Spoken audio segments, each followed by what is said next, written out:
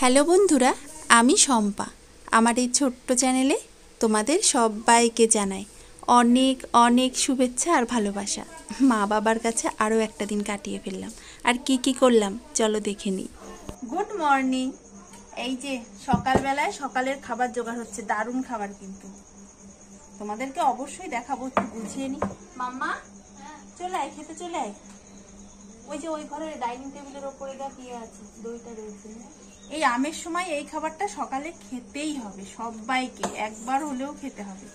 বাড়িতে থাকলেও আমি অবশ্যই খেতাম। দাঁড়াও দেখাচ্ছি, দাঁড়াও। মিমির তো ভীষণ পছন্দ হবে। একটা চামচও দিতে হবে মাম্মা, আর একটা প্লেটও নিয়ে আসো মাম্মা, দাদনকেও দিয়ে দিই। ওই যে ওইখানে ওই যে প্লেট। দই, বুঝতে পারছো কি খাওয়া হবে?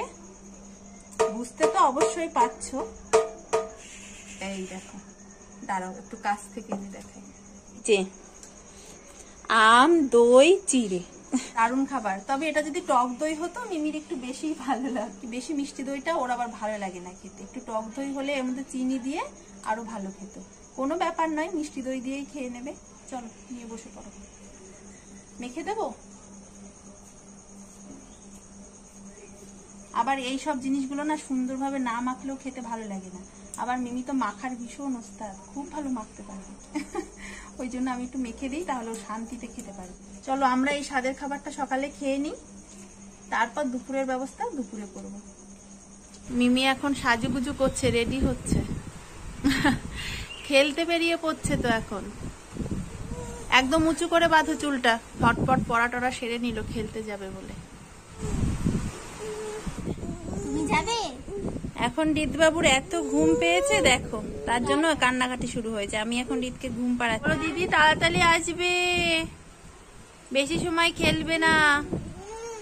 রিতকে ঘুম পাড়িয়ে দিলাম, আর না রিদের পাশে বাবাকে বসিয়ে রেখে এলাম, যাতে রিদ উঠে পড়লে নামার চেষ্টা না করে। আর আমি এলাম এই যে সেই ছোট্ট ছোট্ট বেগুনগুলো মাকে তুলে দেবো বলে, না হলে আজ ওনা আর খাওয়া হবে না। আর আজ না বাবাকে একদমই বাজারে যেতে দিইনি, কারণ বাজারে গেলেই না আবার সেই কিনাকি সবজি নিয়ে চলে আসবে। ওই জন্য ভাবলাম বাজারে আজ যাওয়ারই দরকার নেই। এই যে বাড়ির বেগুনগুলো আজ না সেদ্ধ খেতেই হবে, এগুলো খাওয়ার জন্য আমি কবে থেকে অপেক্ষা করছি। ব্যাস হয়ে গেল রিতবাবুর ঘুম। খুব অল্প সময় ঘুমায়। আর দেখো বাবা বসে থাকতে থাকতে ঘুমিয়েও পড়েছে। আবার রিতকেও ঘুম পাড়িয়ে দেওয়ার চেষ্টা করলো, তবে রিত কি আর অত তাড়াতাড়ি ঘুমায়? আর এই দেখো, এই যে রিত নতুন খেলার আবিষ্কার করেছে। সারা দিন জানো তো ওই চেয়ারগুলোকে এ মাথা থেকে ও মাথা নিয়ে ঘুরে বেড়াচ্ছে। আর দেখো আগের বার এসে রিত কিন্তু হামাগুড়ি দিচ্ছিল, এবার রীতিমতো সারা ঘরে এইভাবে। রান্না বান্না সব কমপ্লিট, আমারও চান পুজো সব হয়ে গেছে, মোটামুটি আমাদের সব কাজ শেষ। আর আজ না ওই যে বেগুনটা সেদ্ধ খাবোই, ওই জন্য মাকে আর একটা পদ রান্না করতে দিই। এই বারান্দাটাতেই না একটু ঠান্ডা বেশি জানো তো, টিনের ঘর তো, ওই জন্য ঘরটা খুব তাড়াতাড়ি গরম হয়ে যায়। ভাত খেতে হবে,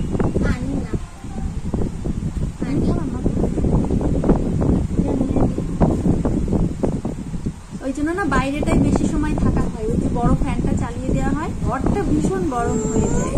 আর এই যে দেখো এনার ঘুম হয়ে গেছে, আবার মানে ঘুম পেয়ে গেছে, এখন খেয়ে দিয়ে আবার ঘুমিয়ে পড়বে।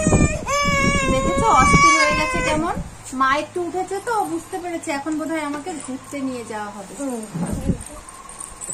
আমার বেশি দূর যেও না কিন্তু, এখনই খাওয়াবো। এটা খেয়েই নি, এত ভালোবেসে নিবি এনে দিল পেপসিটা, না বলা যাবে না। হ্যাঁ বেশি দূরে যেও না কিন্তু। না না না, এই তো খেলে এলি মাম্মা, এখনই তো খেলে এলি, আবার চলি না। এখন ডাকছি না তোকে।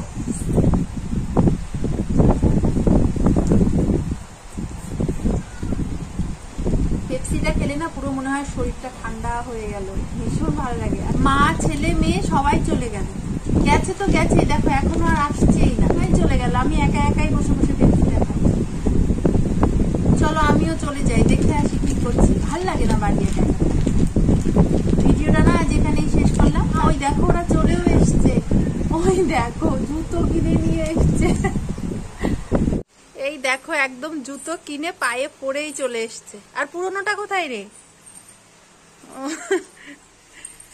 এই দেখো সেদিন তো ঈদের জন্য মা জুতো কিনেছিল, মিমির জন্য তো আর কেনেনি। আমার পা আর মিমির পা জানো তো সমান। রাস্তায় এসেছিল মা জুতো। আর কালার ছিল না মাম্মা? এই কালারটাও ভালো লাগছে। কালার ছিল, সবুজ রং ছিল, আকাশি রং ছিল, অনেক রং। চলে মিমিও নতুন জুতো পেয়ে গেল ঈদের সাথে সাথে। আজ ভিডিওটা এখানেই শেষ করলাম, কাল আবারও ফিরে আসবো আরো একটা নতুন ভিডিও নিয়ে। সবাই ভালো থেকো আর অবশ্যই অনেক অনেক আনন্দে থেকো। টাটা মাম্মা, টাটা দাও।